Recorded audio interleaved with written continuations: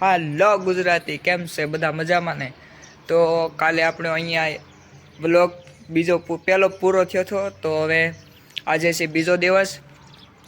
Fresh થઈ ગયો છે, મસ્તનો નાહી ધોઈ નાખ્યો છે જુઓ. અને અહીંયા સામા છે, કપડાં પણ ધોઈને બધા સૂકવી દીધા છે.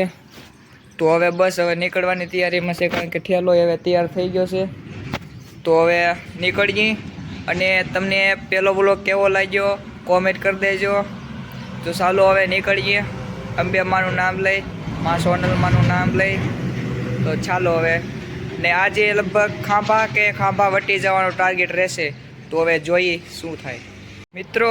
તો હવે આશ્રમેથી રજા લઈ લીધી, માતાજીને યાદ કરી, અને હવે જુઓ પાછા રોડ ઉપર હવે ચડવાના છે અને હાલી છે. તો ચાલો હવે સ્ટાર્ટ કરીએ આપણી જર્ની બીજા દિવસની. મિત્રો, કાલની જેમ આજે ગરમી પણ એટલી જ છે.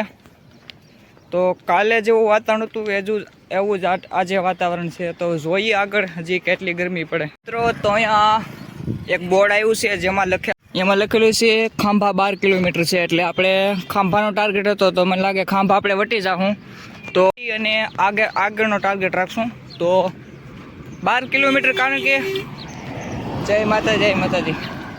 કારણ કે જો આપણે કાલે છે ને 46 કિલોમીટર હાલ્યા, એટલે આ 12 કિલોમીટર તો કાંઈ કહેવાય નહીં. એટલે આપણે ખાંભા વટી જાઉં. તો હવે આગળ મળીએ આપણે મિત્રો. તો હવે અહીંયાથી ઉના હવે 6-7 કિલોમીટર જ આઘું છે. અહીંયાથી ડુંગરા જ્યાં કહેવાય ને, ડુંગરા બહુ રણિયામણા લાગે. આગેથી બાજુમાં જાવ તો ખબર પડે, એ વાત સાચી છે. જો અહીંથી સિટી રોકવું દેખાય છે, લગભગ તો ગામડું છે, સિટી નથી, પણ ડુંગરા બધા દેખાય છે. કાચો રસ્તો છે, આમ ડામરનો રસ્તો છે, પણ આમ કાચો છે. આમ હાઈવે રોકો નથી, પણ તમને ડુંગરા બતાવું. જો ડુંગરા અહીંથી કેવા મસ્ત લાગે, આગેથી રણિયામણા લાગે. જો દેખાય કે ડુંગરા? હા, જો આ વ્હાઈટ બધું દેખાય છે, એ ગામડું લાગે છે. ને એની પાછળ જો આ મોટા મોટા ડુંગરા, આ જો બધા ડુંગરા જ છે. હું આજો ડુંગરામાં જ આવેલો જાઉં. તો ડુંગરામાં લાગે હો, ડુંગરામાં છે એટલે રસ્તો અહીંથી સડા ઉષાવાળો જ હોય. ઘડીક સડવાનું થાય, ઘડીક ઉતરવાનું થાય. સડવાનું થાય ને ત્યારે જરી ઓલું કહેવાય ને, બહુ બળ કરવું પડે. ઉતરવામાં વાંધો ન આવે, પણ આમ જોઉં ને આ બધા ડુંગરા છે. જોઈએ હવે કેવો થાક લાગે. મિત્રો, અત્યારે થોડી વાર પોરો ખાવા માટે એક લીમડા નીચે બેઠો છું. જો અહીંયા ભીના કપડાં હતા, એ બી સૂકવી દીધા. તો આવું છે પેદલ યાત્રામાં. મિત્રો, ફાઇનલી ખાંભાની અંદર હવે એન્ટર થવાના છીએ આપણે. ખાંભા આવી ગયું છે, જો તમને બતાવું. જુઓ આ ખાંભા છે. તો હવે ખાંભાની અંદર એન્ટર થઈ ગયા. હવે અહીંયા આગળ જમવાનું કાંઈ કરીએ, જમી અને પછી પાછા ખાંભાની બહાર નીકળશું. તો ચાલો હવે ખાંભાની અંદર એન્ટર થઈએ. મિત્રો, અત્યારે જમવા માટે બ્રેક લીધો છે. હોટેલ તો બહુ મોટી છે, જુઓ તમે. અહીંયા જમવા માટે બ્રેક લીધો છે. ગુજરાતી થાળી મગવી આપણે તો ભાઈ ગુજરાતી થાળી મગાવી. તો બસ જમવાની ડીશ આવે આગળ તમને બતાવું શું જમવામાં છે. આ ગુજરાતી થાળી એટલે કાંઈ ઘટે નહીં એવો તમને આગળ બતાવું. જો કેરીનો રસ છે, બટેટાનું શાક છે, છોલે વટાણાનું શાક છે, રીંગણા બટેટાનું છે, દાળ છે, સંભારો છે, રોટલી, છાશ, પાપડ. તો ચાલો જમી લઈએ, હવે પછી મળીએ. હાલો મિત્રો, કેમ છો બધા? મજામાં ને?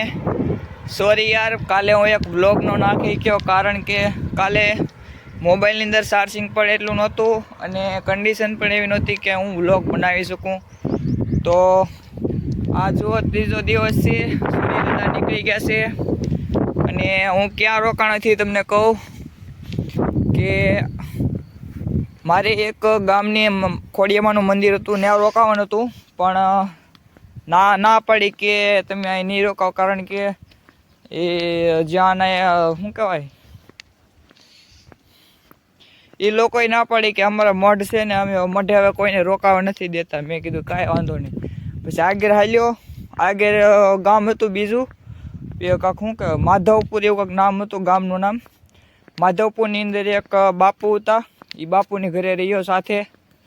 અને જમવાનું પણ ના જ જમ્યો. અને સાંજે જમવાનું પણ એમાં કાંઈ ઘટે ને એવું જમવાનું બનાવ્યું હતું. જો ખીચડી બનાવી, ભાખરી બનાવી, બટેટાનું શાક, દૂધ, પાપડ ને સલાડ, આવું જમવાનું જમ્યું હું બાપુની ઘરે. મજા આવી ગયો. આખી ગ્લાસ ભરીને દૂધ આપ્યું પાછું. ને બસ હવે જો બાપુએ પાછો ચા પીવરાવી દીધો. ને સવારમાં નાહી ધોઈ ફ્રેશ થઈ ને હવે પાછો હાલ્યો છે. હવે ધારી અહીંથી છે, ધારી અહીંથી છે 8-9 જેવું છે ધારી. ધારી નીકળી જશું. ને હવે મારો એવો વિચાર છે, આ બૂટની અંદર છે ને પગ આખો વારવો પડે, એટલે હજી ડાબા પગની ઘૂંટણ છે ને એ બહુ દુખે છે. તો હવે હું મારો વિચાર છે કે સ્લીપર લેવા. ધારી પૂગી એટલે એનાથી સ્લીપર લઈ લઈ.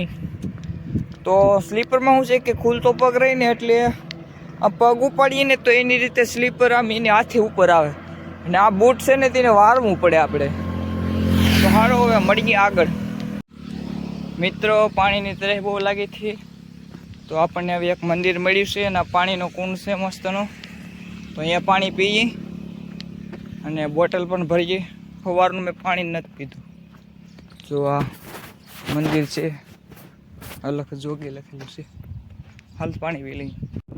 હેલો મિત્રો, ઇઝ હિયર ધારી. ધારીમાં આપણે પહોંચી ગયા છે.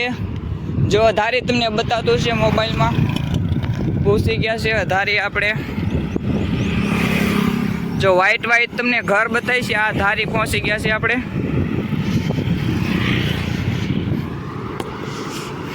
મિત્રો આ કયા વૃક્ષ છે મને તો નથી ખબર, પણ જો લાઈનમાં ઊભા છે. આ કયા વૃક્ષ છે મને પણ નથી ખબર. તમે કોમેન્ટ કરજો કે આ કયા વૃક્ષ છે. જય માતાજી મિત્રો. બીજા દિવસે હું વ્લોગ આખો ન બનાવી ગયો, પણ એના જે થોડાક મેં ભાગ ઉતાર્યા છે એ હું અપલોડ કરી દઈશ. તો તમે આ વ્લોગને પૂરો જોજો. બાકી તો જય શ્રી રામ, જય માં સોનભાઈમાં. ચેનલ પર નવા હોય તો સબસ્ક્રાઈબ કરજો. અને તમને મજા આવે તો તમારા મિત્રને શેર પણ કરજો, જેથી આપણે યુટ્યુબ ફેમિલી મોટી